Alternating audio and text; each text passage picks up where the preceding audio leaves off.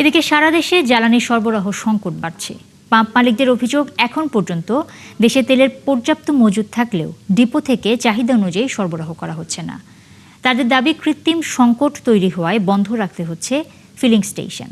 ফলে ঈদ যাত্রায় পরিবহন ব্যবস্থার উপর প্রভাব পড়ার আশঙ্কা হচ্ছে। প্রতিনিধিদের তথ্য এবং ছবিতে ডেস্ক রিপোর্ট।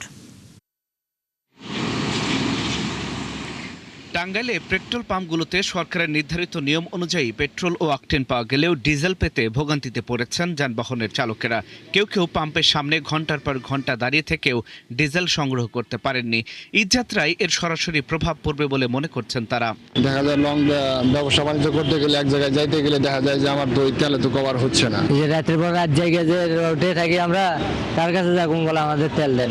রাস্তায় আমার এখন তেল লাগবে, আমি তেল পাইতেছি না, আমি যাইতে পারতেছি না, যাত্রী নামাই দিতে হচ্ছে। ডিপুর থেকে গাড়ি চলে আসতেছে অলরেডি, আসলে আমরা তেল দিয়ে দিব। ঢাকার ধামরাই উপজেলার বেশিরভাগ ফিলিং স্টেশন ডিজেল শূন্য বলে দাবি করা হচ্ছে। এতে বিপাকে পড়েছে যাত্রীবাহী বাস সহ পণ্যবাহী ট্রাক। পাম্প মালিকরা বলছেন, উপজেলার ৫০ থেকে ৫৬ হাজার লিটার ডিজেলের চাহিদা থাকলেও তেল পাচ্ছেন না পাম্প মালিকরা। আমরা প্রচুর নিরাপত্তাহীনতায় ভুগছি। হয়তোবা আগামীতে এভাবে আমাদের পেট্রোল পাম্প চালানো সম্ভব হবে না। যশোর শহরে জ্বালানি তেলের সংকটে গুরুত্বপূর্ণ 2টি তেল পাম্প বন্ধ রয়েছে। এতে করে মোটরসাইকেল ও ব্যক্তিগত গাড়ির চালকেরা চরম ভোগান্তিতে পড়েছেন। দ্রুত পরিস্থিতি স্বাভাবিক না হলে ভোগান্তি আরও বাড়ার শঙ্কা পাম্প কর্মীদের। 3 দিন থেকে তেল আসেনি, 3 দিন থেকে তেল ডিপো থেকে দিচ্ছে না। এখন এই মুহূর্তে তেল নেই। একটা সরকার, দেশের সরকার উচিত নিম্নপক্ষে 6 মাসের তেল রিজার্ভ রাখা।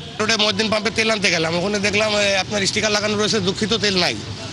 অপায় হয়ে এদিকে চলে এসেছি, এখানে 200 টাকা তেল চালিয়ে বলছে 100 টাকার বেশি হবে না। ভোগান্তি আছে, অনেক ভোগান্তি। এই যে সিরিয়ালতে তেল নিচ্ছে রমজান মাসে রোজা রেখে, এটাই তো বড় ভোগান্তি। এর থেকে বড় ভোগান্তি তাহলে কিছু থাকে না।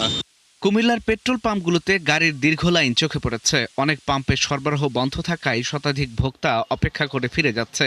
এতে রাস্তায় কমছে যানবাহনের সংখ্যা। সরকার যেভাবে বেঁধে ছিল যে 200 টাকা করে যদি তেল দিতাম তাহলে 2 দিন ব্যস্ত থাকতাম।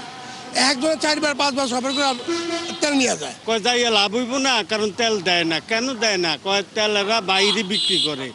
আমি তোমার তুমি পাইলে কই? আমি 5 লিটার তেল নিছি 1000 টাকা দিয়ে, 200 টাকা করিয়া। ময়মনসিংহে সরবরাহের তুলনায় চাহিদা বাড়ায় নগরীর একাধিক পাম্পে ঘুরেও জ্বালানি পাওয়া যাচ্ছে না। পাম্প মালিকেরা বলছেন, নির্ধারিত সময়ের আগেই জ্বালানি শেষ হয়ে যাচ্ছে।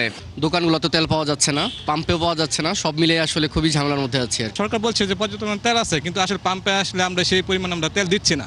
ঈদ যাত্রার আগেই সমস্যার সমাধানের তাগিদ জানিয়েছেন পরিবহনের কর্মী এবং মালিকরা। আল ইমরান, ৭১।